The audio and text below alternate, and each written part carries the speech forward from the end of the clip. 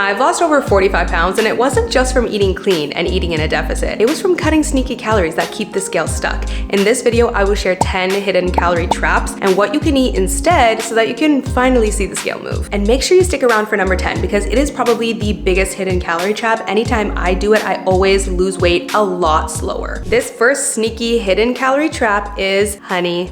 I know, everyone's favorite. It's my favorite. I love using honey to sweeten things, especially for my toddler. It is a much better alternative than, of course, using sugar. Honey is extremely healthy for you. It is super rich in antioxidants. It also has great anti-inflammatory and antimicrobial properties. So this is definitely not me saying that honey is not healthy. You shouldn't use honey. What I'm saying is if you are trying to lose weight and you are using honey super freely, you're likely consuming an extra 100 to even up to 500 calories a day that you don't even realize. The smallest amount of honey is 100 calories, okay? So if you're making your coffee, your matcha, or your tea and you're just sweetening it with honey and you're thinking, oh, it's healthy, I can just use as much as I want. Wrong, okay? If you are trying to lose weight, you definitely don't want to use as much honey as you want because it is super high in calorie. When you're making your tea, matcha, or coffee, instead of just freely pouring it, that's a really good tip. But if you really want to cut calories, this is what I use instead. I like to use allulose. It is a 0-calorie sweetener and there's actually been a lot of research supporting that it does support your gut health. Also, I'm really picky with 0-calorie sweeteners. Up until allulose, I never consumed any 0-calorie sweeteners because I didn't like the taste of any of them. Stevia, monk fruit, any of them, I did not like the taste, but allulose was the first one I tried that blew my mind. It literally just tastes like liquid sugar. Incredible. It is 0 calories, so I absolutely love using that to sweeten. That's my favorite way to sweeten yogurt, to sweeten matcha, coffee, tea, anything. That's my little replacement for honey. Now, honey is still super healthy for you, so definitely find a way to work it into your diet. But if you are looking to cut calories and you just are doing this temporary deficit to lose some weight, swap that honey for allulose. This next one right here is something that a lot of people don't realize. They are taking a healthy, weight loss friendly meal and covering it in sauce, and you just took it from calorie deficit friendly to bulk, I'm trying to gain 600 pounds, okay? And that is, sauces are a huge hidden calorie trap. If you're on a calorie deficit and you want to lose weight, I highly recommend going to the grocery store, looking through the aisle and finding low calorie sauces. There are so many hidden gems out there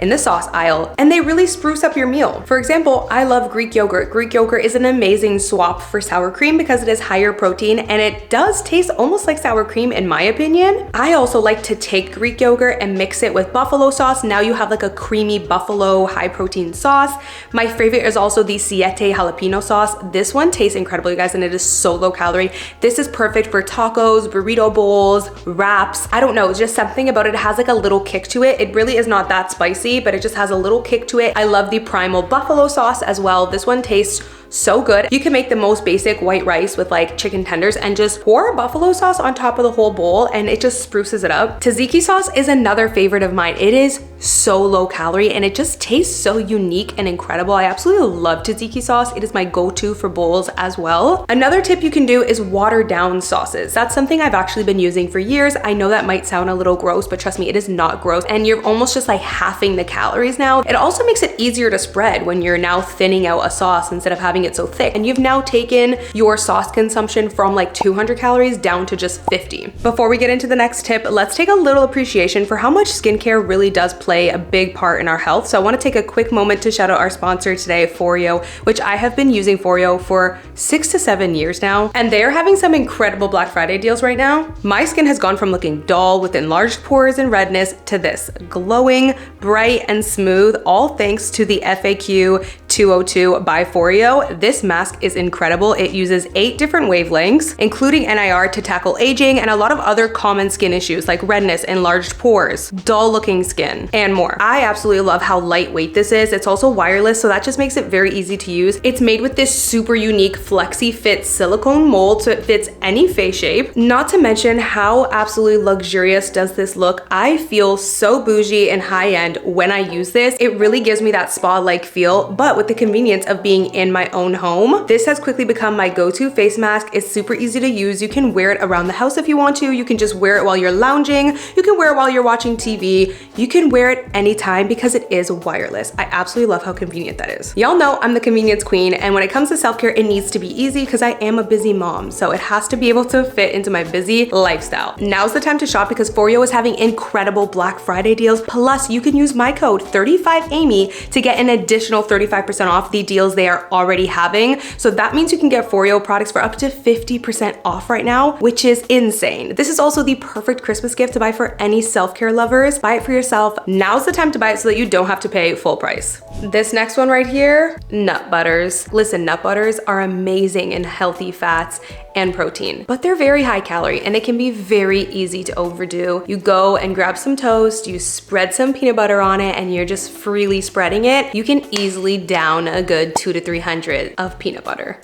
Like that. Best thing to do, in my opinion, is to measure out your nut butters ahead of time. That's the easiest way to make sure you're not overdoing it on the nut butter in terms of calories, or you can also water it down a little bit as well. That's not something I prefer to do though, to be honest with you. Nut butters is something that I more just prefer to tweak my portion a little bit. So try not to freely spread that peanut butter because you're gonna easily get like 200-300 calories, and you're probably gonna look at it and think, oh, it's just like 100, 150. No, it's 300, girl, okay? So take a tablespoon measuring scoop and use that in order to measure how much you're actually having. This next one right here, coffee. I know the girlies love their coffee and I love my matcha, but coffee and matcha in the morning is one of those things that is such sneaky calories because a lot of people will consume a coffee or matcha that is the same amount of calories as they should be consuming for breakfast, but then they will proceed to also have a breakfast. So you're now having, for example, let's say the average breakfast, this is just an average, let's say the average breakfast on a calorie deficit is 250 to 350 calories. A lot of people are consuming that as their coffee and then proceeding to have another 250 to 300 calorie breakfast. So they're now having essentially 2 breakfasts. You combine the 2 and you're now having 600 calories in the morning just because your coffee or matcha was so high in calories, especially when you go stop at Starbucks and order a coffee. A lot of their coffees are extremely high in sugar, AKA meaning they're very high in calories as well. So my tip, instead of using creamer, opt for 3% milk, but you still want to sort of monitor how much you're using. You can't just mindlessly consume that and think it doesn't equal a breakfast, because it most certainly equals a good portion of your breakfast if you are consuming a whole cup of milk in your coffee or matcha, for example, which is what I do because I love a good milky matcha. If you're putting milk, creamer, honey, sugar, it likely has the same amount of calories as the breakfast you're having, AKA you're having 2 breakfasts now. And swap out that honey and that sugar for allulose. If you do go to Starbucks, you can even ask them to not put any sweetener and bring your own allulose in your car. I do recommend making your coffee at home though. It's gonna be a lot cheaper, let's be real. Speaking of Starbucks, that brings me to our next one. A lot of people are popping up at the drive-thru at Starbucks and just grabbing a drink and thinking it doesn't matter, and you are hands down consuming, like, the average Starbucks drink is roughly 200 to 300 calories, not even to mention how much sugar it is just loaded in, and that's just going to spike your blood sugar. The best thing you could do is make your coffee at home, but everyone likes to just go through the coffee drive-thru every once in a while. The best thing you can do is to swap it out for calorie-friendly options. There are tons of calorie-friendly options at Starbucks, like these 2 examples right here, and there's so many more than just these 2. I know it's super tempting to just roll up at Starbucks and pick whatever they've got on the menu, but if you just put in a little bit of effort to do a little research on more calorie-friendly options, there's a ton available at Starbucks. The next one, oil. I've said it before and I will say it again, it can be so easy to overconsume on the oil. You pour it out of the bottle, it only covered a small surface of the pan, so you pour a little more, still need more on the other side of the pan, so you pour a little more, and before you know it, you've poured at least 3 to 4 tablespoons, which is a good 400 calories of oil. So I highly recommend a spray bottle. If you are on a calorie deficit and you do not own a mist spray bottle that you can refill with any oil of your choice, what are you doing? Like, this is a staple. If I was to wake up tomorrow morning and to start my calorie deficit for the first time, this would be the one item I would buy, a mist spray bottle, hands down, because one spray is only a solid like 5 calories and it covers the entire pan because it really mists out evenly a small, tiny amount. It's incredible. This next one is a mistake I made myself recently. Over the past couple months, I've really gotten into smoothies. I love a good smoothie because it is the easiest way to pack in a bunch of nutrients, vitamins, minerals, minerals, fiber and fat, and even protein. Seriously, smoothies, obsessed when it comes to weight loss especially. However, I made a big mistake. When I first started really getting into making smoothies a lot more now, I kind of was like, oh, I can just guesstimate. Like I can just guesstimate. I don't need to really accurately measure what I'm using because, you know, it's a smoothie. I really don't think it's going to be that high calorie. I can guesstimate. And then when I made this smoothie video that I did for y'all, I really had to go in and calculate the calories because I wanted to leave it in the video. I estimated that they were roughly 150. I was wrong. A lot of the ones I thought were just 150 were easily 250, some of them even 350 calories, okay? I was just thankful that at the time, when I did guesstimate them, that I didn't drink the entire smoothie. I was sharing them between me and my husband and my son. But let me tell you that I learned a big lesson that day, that it can be so easy to just pop a bunch of things in a blender. You know you're being healthy because you are consuming healthy whole foods, but health doesn't equal weight loss. People mix up the two, right? Health and weight loss are two different things. They can coexist, but they are two different. One does not equal the other. So just because it's a healthy smoothie does not mean it's weight loss friendly. So all I am saying is when it comes to smoothies, be mindful of the portion size and tracking them accurately, as well as being mindful of what you are using. For example, I love Greek yogurt in smoothies because it just makes it creamy, but it also is a whole food source way of adding high protein to your smoothie. But I definitely recommend using low fat Greek yogurt, not the full fat one, because it is a very easy way to cut down the calories but keep that protein. This next one might shock you. Fruit. Listen, there's no doubt that fruit is healthy. Absolutely no doubt. And I am not buying the whole limit your fruit, too much fruit is not good. I ain't buying it. Fruit is amazing. And I am not saying it is not. It is healthy, it is good. It's packed with vitamins and minerals. I think we all know this. However, if you're on a calorie deficit, it is a smart idea to swap out certain fruits for more calorie deficit friendly fruits. For example, swap out the mango for some berries. Mangoes are very high calorie. Are they incredibly healthy for you?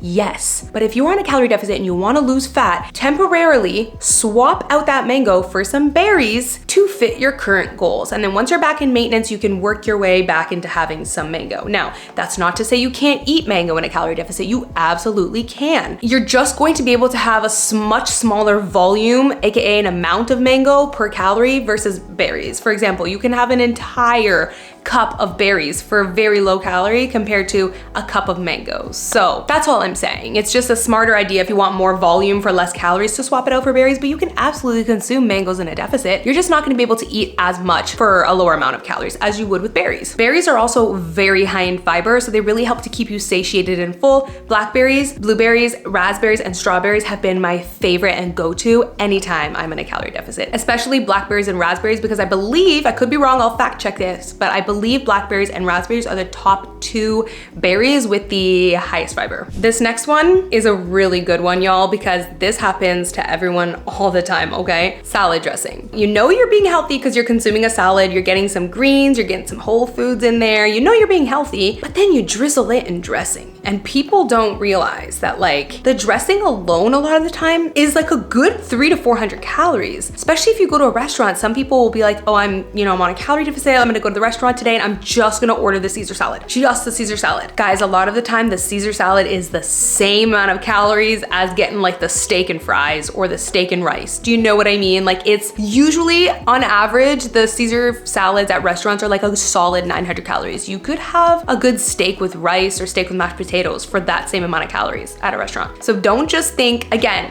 health does not equal weight loss. Say it with me now. Health does not equal weight loss. They are not the same, okay? Just because it's salad and it's healthy does not mean it's low calories. So no matter what it is you're consuming, it's got calories. It could be the healthiest thing in the world.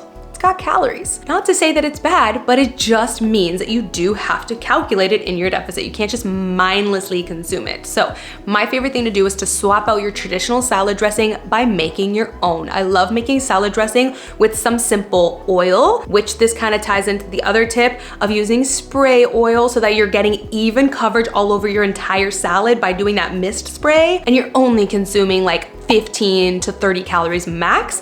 And then I like to add in some fresh lemon juice or vinegar and make my own dressing. Easy peasy, lemon squeezy, add some garlic, onion, salt, black pepper, oregano, herbs, whatever seasonings you like. And there you go, you have your own homemade salad dressing. Now, if you like a more creamy salad dressing, one of my favorite things to do is to use Greek yogurt as the base, especially low fat or non-fat Greek yogurt. It's very low calorie and super high protein. So now you've added such a great amount of protein to just the dressing. And dressing doesn't even usually have protein. So now you have a high protein dressing just because you used Greek yogurt as the base. And you can even use one of those little like ranch packets at the grocery store, mix it in with the Greek yogurt, and now you have a little ranch dressing that's actually high protein.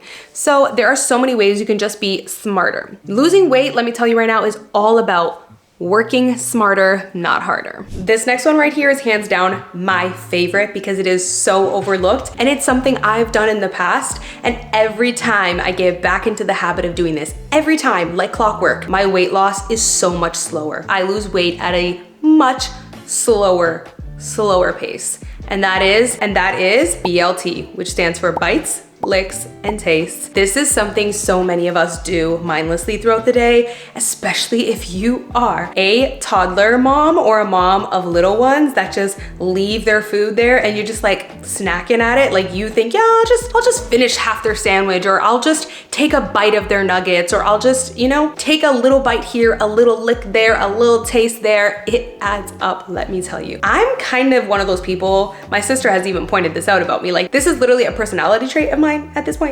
I love a good bite, lick, and taste, honey. I'm always like, let me get a little bit of that, a little bit of this, then a little bit of that. But it's a really poor habit. And every time I've done it in the past, I'm like, damn, I only lost half a pound this week. Why am I not losing 1 pound? And then I stop and ask myself, Amy, have you really been true to your deficit, or have you been nibbling and munching and licking and tasting a little too much? You know? And it's always true that I've just been bites, licking, and tasting a little too much. So be mindful of those little bits that you take throughout the day. They truly do add up. I know it sounds really silly, but by the end of the day, you've probably consumed an extra 150 or even 100 calories. And if you times that by 7, because there's 7 days in a week, that's 700 calories extra at the end of the week that you've consumed on mindless little bites, licks, and tastes. So anytime I am really on a calorie deficit and I really want to lose a good amount of weight, I have to be very strict with not allowing myself to take little bites, licks, and tastes here and there. Stick to your planned meals, stop the bites, licks, and tastes. You're not a garbage can, you're not a kitty cat. So hopefully you guys loved learning about 10 hidden calorie traps that are keeping your scale stuck. Listen, I have been there and I know what it's like when the scale is just not budging, but a lot of these things we are doing every day are impacting that. So also I do have a video on gut health tips that do help you lose weight as well. So you can also check that out as well. Thank you for watching and I'll see you in my next video. Bye.